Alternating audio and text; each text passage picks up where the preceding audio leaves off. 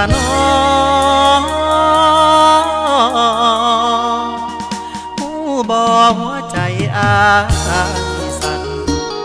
มางานแต่งงานที่แฟนเก่าอายเป็นเจ้าสาวเมื่อถึงขั้นตอนพิธีกรสัมภาษณ์สองเจ้าอายนั่งบังเสาย่านเขาบอกหอมแก้มกันอดีตเท่านั้น